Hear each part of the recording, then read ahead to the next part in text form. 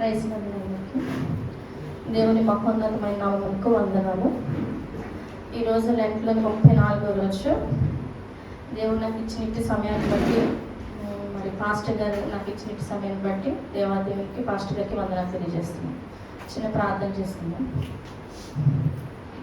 మహోన్నతుడా, మహాపరిశుద్ధుడా, మహోన్నతుడిగా ప్రేమిస్తున్న మా ప్రియ పరలోక తండ్రి, నీ నామకు వందనాలు, స్తుతులు, స్తోత్రములు ప్రభావం. తండ్రి దేవ గడిచిన తండ్రిని కాచి కాపాడి తండ్రి నీ రెక్కల భద్రపరిచి నాయన ఈ రాత్రి కాల సమయంలో నాయన నీ సన్నిధిలోనికి మేమందరం కూడా రావడానికి నువ్వు ఇష్టపడినందుకు నీకే వందనాలు. నువ్వు మాకు ఇచ్చిన ఇట్టి సమయాన్ని తండ్రి, శ్రేయస్కరమైన సమయాన్ని తండ్రి, భాగ్యవంతమైన సమయాన్ని మీరు మాకు ఇచ్చిన దేవా నీకే వందనాలు నా తండ్రి. ఇదిగో నా తండ్రి, నువ్వు నాకు ఇచ్చిన ఆపర్చునిటీని ఇదిగో నా తండ్రి నా నోటిని నీ పూరగా వాడుకొని తండ్రి నేనేమైతే చెప్పవలసి ఉన్నదో మీరు నాకు తెలియపరచమని, నా నోరు కాదు ప్రభా తెలియపరుస్తుంది ప్రభా, మీరే నాతో మాట్లాడమని. ఇదిగో నా తండ్రి, నేనేం మాట్లాడుచున్నానో నీ చిత్త ప్రకారం తండ్రి నేను మాట్లాడటం కృప చూపించమని తండ్రి నాయన మీరే సమస్తానికి తోడే నడిపించమని చిన్న ప్రార్థన వేస్తున్నామని ప్రార్థించి పొందుకుంటున్నాం తండ్రి. ఆమేన్. లాస్ట్ నేను చెప్పిన మెసేజ్ లూకా సువార్త 15వ అధ్యాయము 7వ వచనము. మరలా ఒకసారి అది చదువుకున్నామండి. దాని కంటిన్యూషన్గా నేను ఈరోజు మరలా మీ ముందు కొన్ని మాటలు ఉంచాలనుకుంటున్నాను. లూకా సువార్త 15వ అధ్యాయము 7వ వచనం.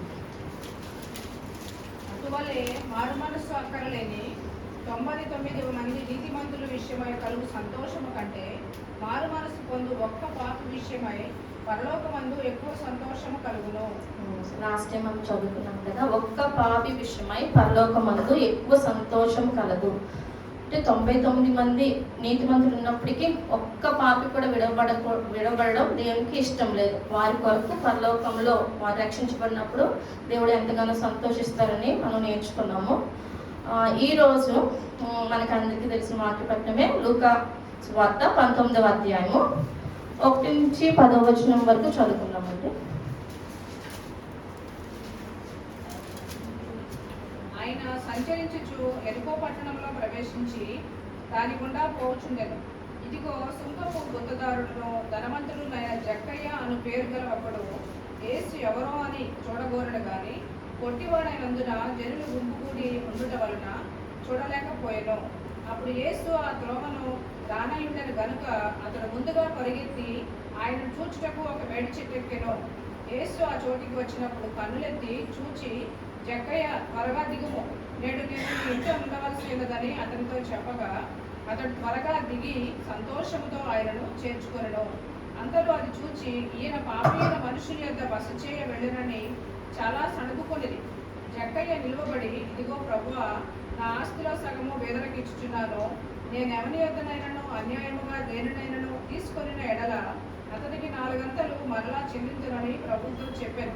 అందుకు యేసు, ఇతడును అబ్రహాము కుమారుడే, ఎందుకనగా నేడు ఈ ఇంటికి రక్షణ వచ్చి ఉన్నది.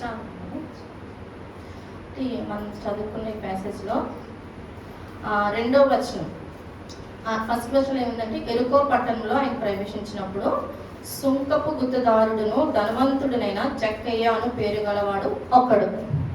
ఈరోజు మనం నేర్చుకొని వెళ్తే ఈ ఒక్కడు ఎవరంటే జక్కయ్య.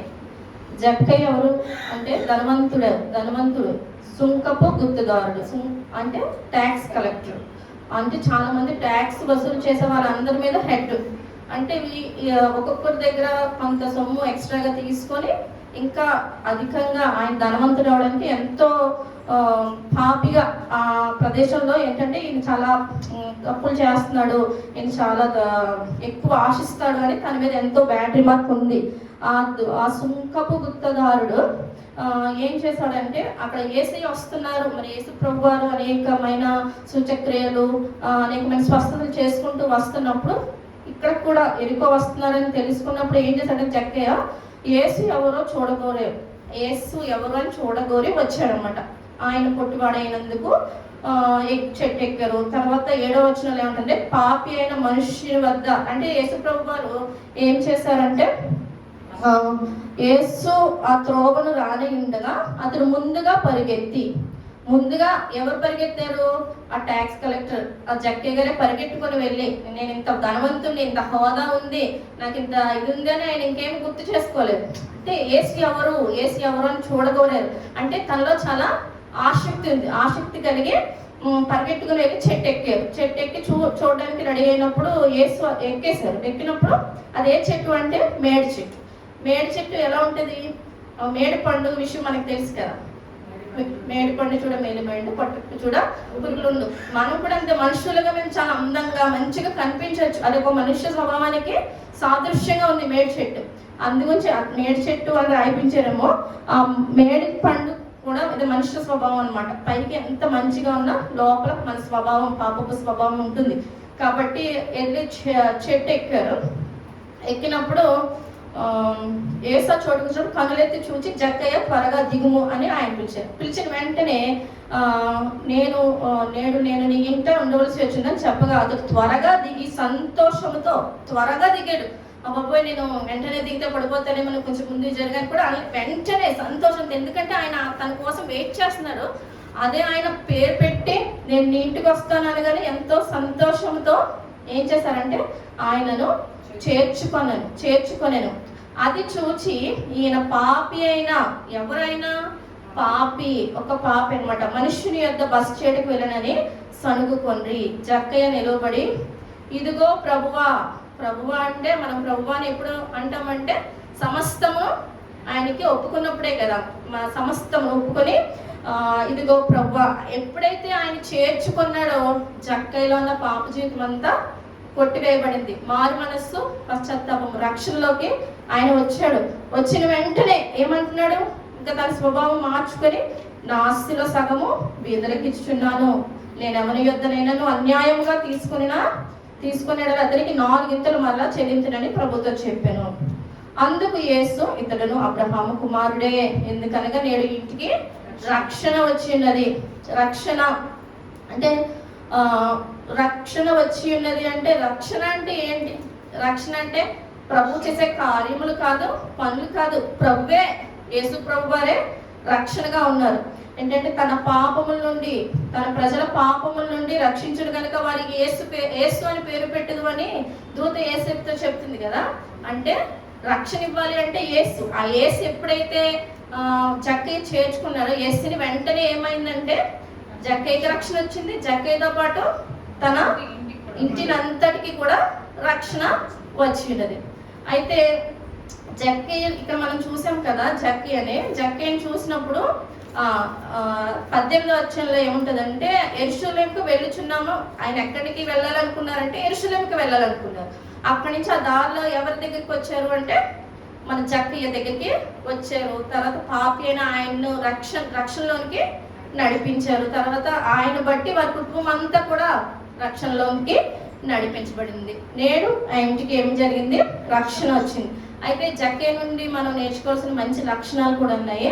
అవి ఏంటంటే మనం చూద్దాం. జక్కయ్య పరిస్థితి ఎలా ఉందంటే పొట్టివాడు కానీ అక్కడ ఎలా ఉన్నది? చాలా క్రౌడ్, జనసమూహము. యేసుప్రభు వారు ఈ స్వస్థత చేస్తున్నారు, ఆయన ముట్టుకుంటే చాలు అని ఎంతో అనేక వేల మంది ఆయన చుట్టూరు ఉన్నారు. అయితే మరి ఇంత పొట్టివాడైనప్పటికీ నేను చాలా పొట్టుండి కదా, నేను ఇంటికి వెళ్ళిపోవడం బెటర్, నాకు కనపడట్లేదు కదా అని అనుకోలేదు. ఆయనకి ఎన్నో అవరోధాలు కనపడుతున్నాయి ముందు, కానీ ఆయనకి ఏంటో ఒక ఆశ ఉంది. దేవుని ఆయన చూడాలి, నేను కూడా చూడాలి అని అనుకున్నాడు. ఆయన అవకాశాలను అధిగమించాడు. అవరోధాలను అధిగమించి అవకాశం ఎక్కడుంది, నేను ఏం చేయాలని ఆలోచించి వెంటనే ఆ చెట్టుని ఎక్కాడు. అయితే మనమైతే ఏం చేస్తామంటే ఏదైనా చిన్న అవకాశం వచ్చిన వెంటనే అవరోధం వచ్చిందా, ఈ రోజు నాకు ఒంట్లో బాగాలేదు, సరే ఈ రోజు మానేస్తాం. అయితే చిన్న చిన్న అవరోధాలకు కూడా, లేకపోతే ఇదేదో అడ్డొచ్చింది, లేకపోతే కాలు కింద దెబ్బ తగిలింది, ఇలా అనుకుంటాము. వెంటనే ఈ రోజుకి ఆగిపోదాంలే అని అనుకుంటాం. చిన్నదాన్ని కూడా మనం సరేలే మనకి ఇది ఒక అవకాశం అని అనుకుంటామేమో. కానీ ఆయన అంత ధనవంతుడైనప్పటికీ కూడా యేసుప్రభు వారిని చూడాలి అని ఆయన ఏం చేశాడంటే అవకాశాన్ని వెతుక్కున్నాడు. అలాగే ఇంకేం కనుక్కున్నాడంటే యేసు ఎవరంటే యేసుని తెలుసుకుందాం అని అనుకున్నాడు. ఆయన ఇప్పటివరకు చూడలేదు, అసలు యేసు ఎవరు అని ఆశ కలిగి ఉన్నాడు. ఆశ కలిగిన ప్రాణాన్ని తృప్తిపరుస్తారు. కాబట్టి ఇంకా ఆశను కూడా ఎవరు పుట్టిస్తారంటే ఆ దేవుడే కలిగించడం. అందుగురించి వెంటనే యేసు ఎవరు అని చూడగలరు. అంత వేల మందిలో కూడా ఆయన చూడడానికి ఏం చేశాడంటే చెట్టు ఎక్కి దాని ద్వారా రక్షణను పొందుకున్నాడు. తనలో దేవుని స్వరం విని లోబడి స్పందించాడు. ఆయన చెట్టు మీద నుంచి దిగు అనగానే వెంటనే లోబడి దిగిపోయి స్పందించాడు. ఎలా స్పందించాడంటే, ప్రభువా ఇదిగో నేను ఇవన్నీ విడిచిపెట్టేస్తున్నాను, ఎవరికి ఇవ్వాల్సింది వారికి ఇచ్చేస్తున్నాను. వెంటనే పశ్చాత్తాపం పడిపోయి వెంటనే రక్షణలోనికి వచ్చాడు. యేసయ్యని చేర్చుకున్నాడు. అంటే తన స్వరం వినాలి. మనం కూడా అంతే, దేవుడు మనకు చెప్పినప్పుడు ఆయన స్వరం విని దానికి స్పందించే వారంగా ఉన్నామా లేదా. చాలా వింటున్నాను నేనైతే ప్రతిరోజు, అవును దేవుడు నా కొరకే మాట్లాడుతున్నారు. నేను చాలా రోజులు ఇవే కాదు వింటున్నాను, ఎప్పటి నుంచి వింటున్నా సరే ఇది ఈ రోజు నేను ఇలాగే ఉండాలి అనుకున్నాను. అది విన్న వెంటనే ఆ రోజు నేను ఇలాగే ఉండాలి అనుకుంటున్నాను. మళ్ళీ దాన్ని స్పందిస్తున్నామా అంటే దానిని మన జీవితాల్లో మనం మన మార్గంలో దాన్ని చూపిస్తున్నామా లేదా అనేది కూడా ఒకసారి మనం గుర్తు చేసుకోవాలి. అలాగే తను ఎలా స్పందించాడు, తన మారు మనసు కలిగి పశ్చాత్తాపం పొందాడనమాట. 8వ వచనంలో ఉంటుంది, ప్రభువా నా ఆస్తుల సగము బీదలకిచ్చాడు. ప్రభువా అనగానే ఏంటంటే యేసును తన స్వంత రక్షకునిగా అంగీకరించిన వెంటనే ఏమైందంటే తన రక్షణలోనికి వచ్చాడు, ప్రభువుగా అంగీకరించాడు. కాబట్టి తన జీవితంలో మార్పును చూసి తన ఆశీర్వాదం పొందుకున్నాడు. కాబట్టి ప్రభువును చేర్చుకొని విశ్వసించడం ద్వారా తన ఇంటి వారందరూ కూడా రక్షణను పొందుకున్నారు. అలాగే రెండో వ్యక్తిగా సమరయ స్త్రీ, మనందరికీ తెలుసు కదా. యోహాను సువార్త 4వ అధ్యాయం చూద్దాం. యోహాను 4వ అధ్యాయము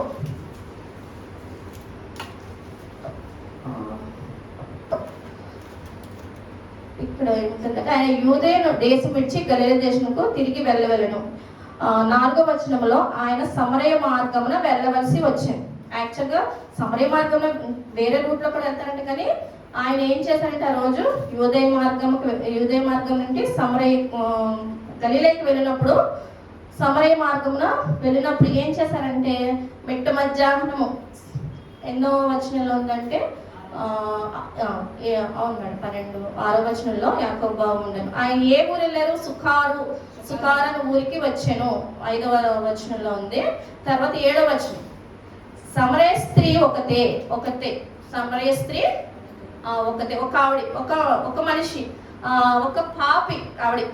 అంటే ఎవ్వరు కూడా ఎందుకు మిట్ట మధ్యాహ్నం 12 గంటలకి ఆవిడ వాటర్ తెచ్చుకోవడానికి వెళ్ళింది. ఎందుకంటే ఆవిడ ఎవరు అసుకారులో ఎవరు కూడా ఆవిడతో ఉండరు కాబట్టి. ఎందుకంటే ఆవిడ పాప జీవితాన్ని బట్టి, ఆవిడ వెలివేయబడిన జీవితాన్ని బట్టి ఎవరు ఉండరు. కాబట్టి నాకు ఇది మంచి సమయం, మిట్ట మధ్యాహ్నం 12 గంటలకి ఆవిడ వాటర్ తీసుకోవడానికి వెళ్ళినప్పుడు యేసు ప్రభువు తన కోసం ఉండి ఆవిడతో మాట్లాడి నీకు పెనిమిటి లేడా అని అనగా ఆవిడ తను ఒప్పుకుంది. తనకున్న పాప జీవితాన్ని ఆయన దగ్గర ఒప్పుకున్నప్పుడు ఆ స్త్రీ కూడా ఆయన్ని తన 28వ వచనంలో చూడండి, ఆ స్త్రీ తన కుండ విడిచిపెట్టి ఆ ఊరిలోనికి వెళ్ళి.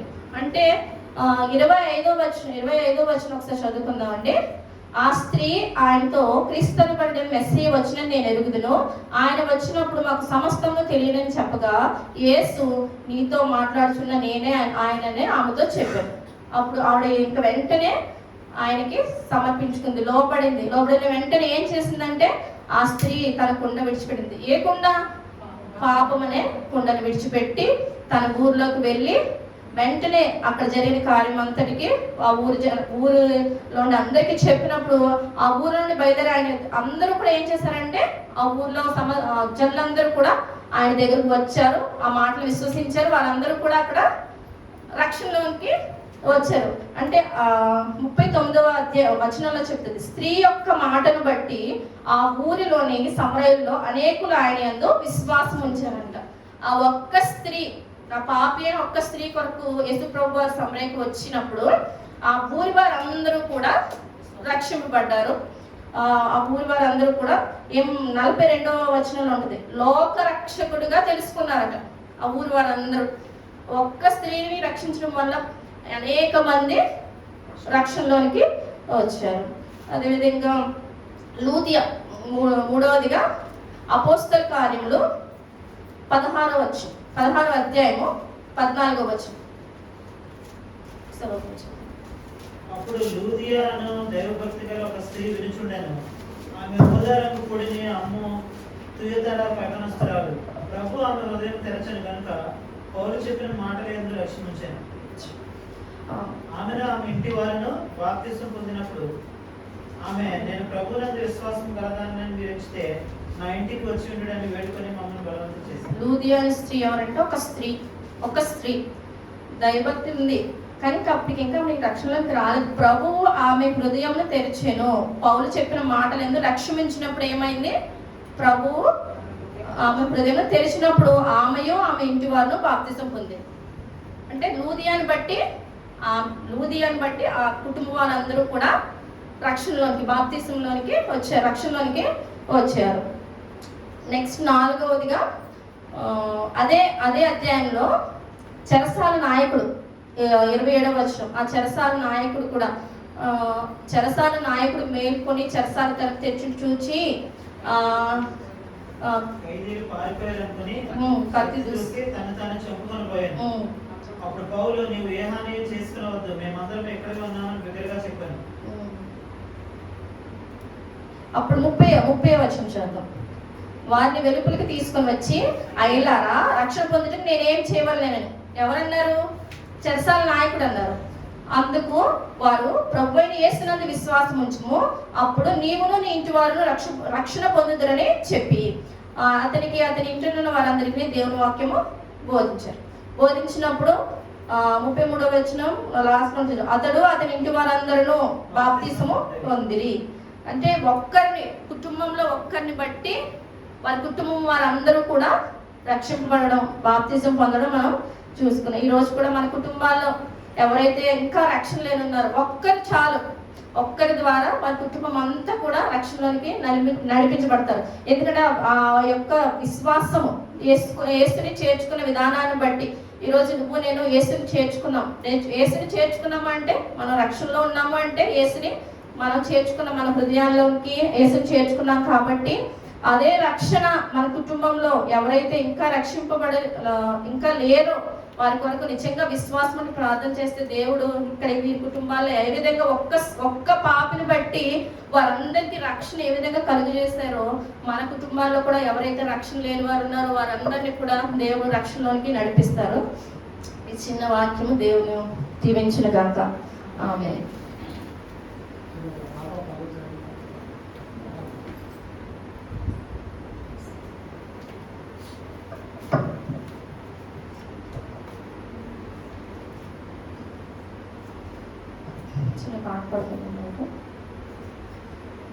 ఎందుకో నన్నింతగా నీవు ప్రేమించితివో దేవా,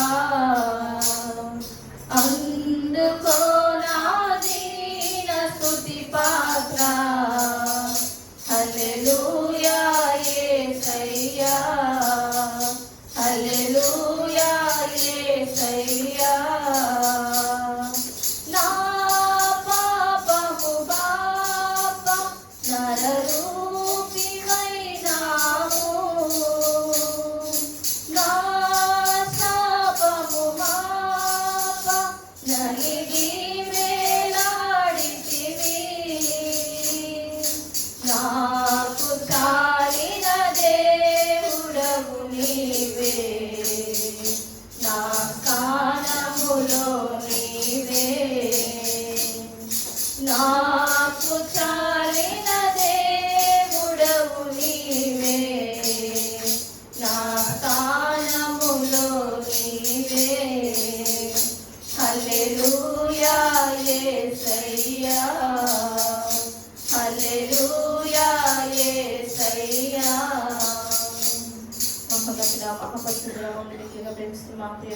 తండ్రి, నీ నామకు వందనాలు, స్తుతులు, స్తోత్రం తెలియజేస్తున్నాను ప్రభా. తండ్రి దేవ, పాపిని తండ్రి, ఘోర పాపినైనా నన్ను ప్రభా నువ్వు ప్రేమించే విధానాన్ని బట్టి నీకే వందనాలు, నీకే స్థుతులు. ఇదిగో నా తండ్రి, మమ్మల్ని అందరినీ ప్రభా ఇదిగోనైనా నిన్నైనా నీకు ఉచితమైన రెక్కలలో కాచి కాపాడుతూ ఇదిగోనైనా పాపులమైన మా కొరకు నా తండ్రి నువ్వు చేసిన బలియాగాన్ని బట్టి, శిల్వ యాగాన్ని బట్టి నీకే వందనాలు తండ్రి. నాయన నువ్వు మాతో మాట్లాడవు. ఏ ఒక్క పాపిని కూడా తండ్రి విడిచిపెట్టడానికి ఇష్టం లేదు. నశించిపోయిన వాడిని వెదకి రక్షించే దేవుడుగా ఇదిగో తండ్రి నువ్వు మా మధ్యకు వచ్చావు ప్రభా. అందుని బట్టి వందనాలు ప్రభా తండ్రి. నాయన తండ్రి ఇదిగో ఇంకా తండ్రి మా కుటుంబాల్లో ప్రభా తండ్రి ఇంకా మారు మనస్సు నిజమైన పశ్చాత్తాపం కలిగి ఎవరైతే లేరో ప్రభా తండ్రి, మేము క్రైస్తవం అని చెప్పుకుంటున్నాం కానీ తండ్రి నిజమైన రక్షణలోనికి మేము ఇంకా రాలేకపోతున్న వారు ఎంతమంది ఉన్నారో తండ్రి ఈ రోజు నీ సన్నిధిలో ప్రార్థన చేస్తున్నాను ప్రభా. తండ్రి సహాయం చేయండి ప్రభా, సహాయం చేయండి. మా కుటుంబాల్లో ఒక్కరి ద్వారా అనేక మంది రక్షణలోకి నడిపించే వారంగా తండ్రి మేము ఉండడానికి కృప చూపించండి ప్రభా. సహాయం చేయండి. నామకార్థ క్రైస్తవముగా కాకుండా ప్రభా తండ్రి ఇదిగో నా తండ్రి నిజమైన విశ్వాసముగా తండ్రి నిన్ను ప్రకటించే వారంగా మేమందరం ఉండడానికి కృప చూపించమని ఇదిగో నా తండ్రి నాయన నీ చిత్తంలో తండ్రి నాయన మా జీవితాలను నెరవేర్చి స్థిరపరచమని నాయన నీ వాక్యమును వెల్లడిపరచడానికి నువ్వు నాకు ఇచ్చిన ఇట్టి సమయాన్ని బట్టి నీకే వందనాలు స్తుతులు స్తోత్రములు తెలియజేసుకుంటూ ఈ చిన్న ప్రార్థన నజరేయుడైన యేసు నామములో ప్రార్థించి వేడుకలు పొందుకుంటున్నాను తండ్రి. ఆమేన్.